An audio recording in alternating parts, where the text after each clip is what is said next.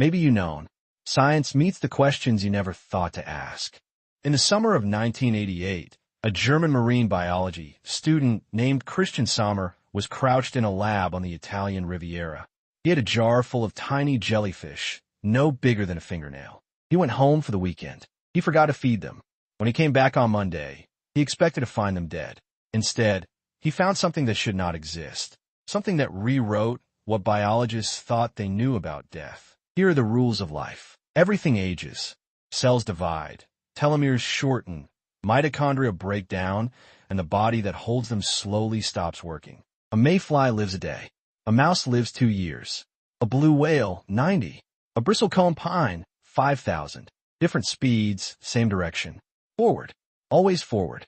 Aging is so universal that biologists don't even bother to explain why it happens. They only explain why some species age slower than others. The thing itself is treated as the price of being alive. And in the late 1980s, on a quiet stretch of Italian coast called Rapallo, this was still considered a closed question. The textbooks were settled. Senescence, the technical word for getting old, was a one-way street, written into every cell on Earth. You could slow it down. You could maybe stretch it. You cannot reverse it. Tadpoles became frogs. Caterpillars became butterflies. None of them ever went backward. None of them looked at their adult body and decided, no thanks, I'd like to be a baby again. Then a 22-year-old student showed up at the harbor with a plankton net, a glass jar, and absolutely no idea what he was about to find. Christian Sommer was studying hydrozoans, tiny jellyfish-like animals, under his supervisor Volker Schmidt. He'd been collecting specimens from the harbor at Rapallo. One species in his jars was Turritopsis dohrnii, named after the German naturalist Anton Dohrn. They were translucent, about 4.5 millimeters across, with 8 thin tentacles when young and dozens more as adults. After his lost weekend, Sommer expected jelly soup. What he saw instead were tiny stalks growing on the bottom of the jar, polyps, the juvenile form, the form that comes before the adult jellyfish. The adults hadn't died. They had melted, contracted, and regrown into their own younger selves. Sommer called Schmidt over. Schmidt looked into the jar. They both spent the next several days trying to convince themselves it had to be contamination.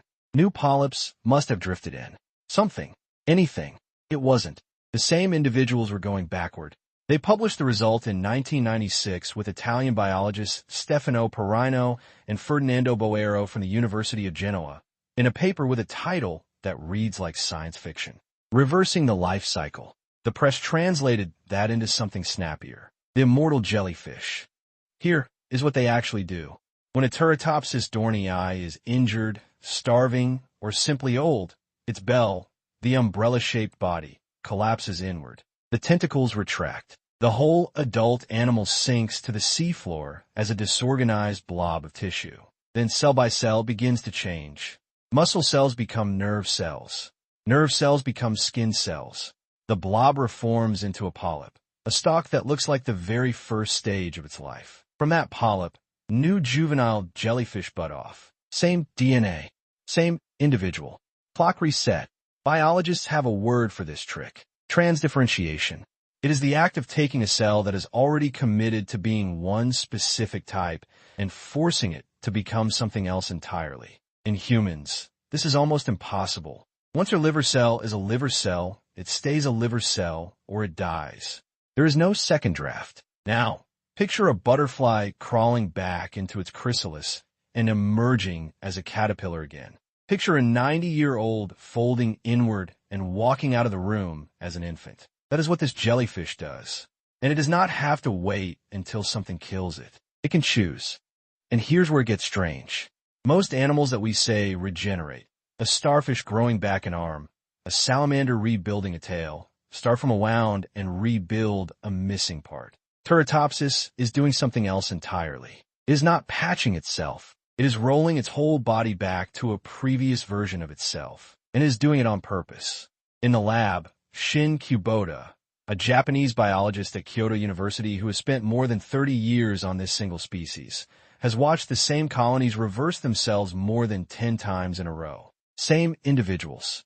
No new births. No new deaths. Just an endless loop of growing up, dissolving, and starting again. There is no known limit to how often they can do it. For a long time, the immortal jellyfish was a curiosity, a weird animal in a footnote. Then in August 2022, a team at the University of Oviedo in Spain, led by molecular biologist Maria Pascual-Torner alongside the late Carlos López-Otten, one of the world's leading researchers on aging, published the full genome. They compared Turritopsis dohrnii to its close cousin, Turritopsis rubra, which can also regenerate, but only as a juvenile, never as an adult. The two species are nearly identical. The difference sits in roughly 1,000 genes related to DNA repair, telomere maintenance, and cellular communication. Turritopsis dohrnii has duplicated and tweaked dozens of them. Its cells carry extra copies of the machinery that fixes broken DNA. Its telomeres, the protective caps on chromosomes that shorten every time a cell in your body divides, appear to be actively rebuilt instead of slowly worn down. The Spanish team's conclusion was careful, but stunning. The immortal jellyfish does not have a magic gene. It has a souped-up version of nearly every system that already exists in animals like us. The recipe for stopping time was hiding inside the same cookbook all along. And just when you think we've figured it out, they die. All the time. Constantly. A 4-millimeter jellyfish in the open ocean is essentially food. Sea slugs eat them. Fish eat them. Larger jellyfish eat them. They get sucked into ship intakes. They wash up on beaches and bake in the sun. Biological immortality is not the same thing as actual immortality. It just means that in a sterile jar, with no predators and steady food, the clock never has to run out. In the wild, the clock barely gets a chance to matter. Most Turritopsis dohrnii will not survive a year. And yet, somehow, the species is winning. They have hitched rides on cargo ship ballast water and spread from the Mediterranean across every major ocean. The Atlantic, the Pacific, the Caribbean, off the coast of Japan, off the coast of Panama. Maria Pia Miglietta, an evolutionary biologist who traced their genetics in a 2009 paper at Pennsylvania State University, called it a silent worldwide invasion. A creature that cannot truly be killed by time, traveling the planet inside the bilge of container ships, and almost no one has ever heard of it. This is why López-Otten's lab took it seriously, and why teams at Stanford, Kyoto, and the Smithsonian still do.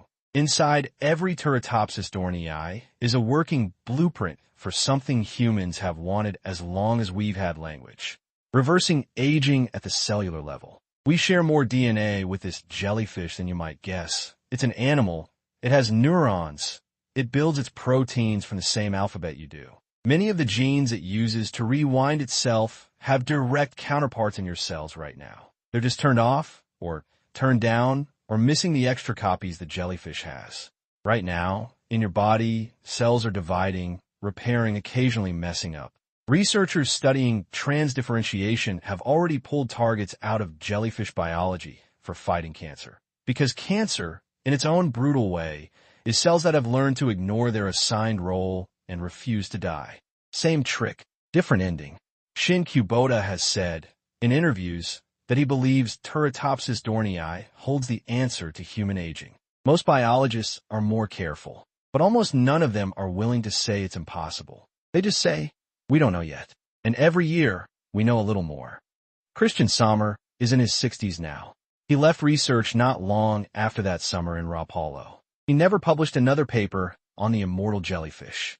Other scientists carried it forward. Schmid, Perino, Boero, Kubota, Miglietta, López-Otten, Pascual-Torner. The original jar he forgot to feed is gone. The lab has changed hands. Italy's coast has warmed and acidified and changed. But somewhere out there in that same harbor, descendants of those jellyfish are still alive, possibly in the strangest sense biology allows, the same individuals. Cycling, resetting, refusing the ending the rest of us are quietly walking toward. A 22-year-old student forgot to feed his jellyfish for a weekend. They were supposed to die. They went backward instead. And the rest of biology has been trying to catch up ever since. If this one stretches your sense of what life can do, the next one stretches your sense of what death can do. There's a fungus in the soil under your feet that can keep an ant's body walking around for days after the ant itself is already gone. It's not science fiction. It's tomorrow's video.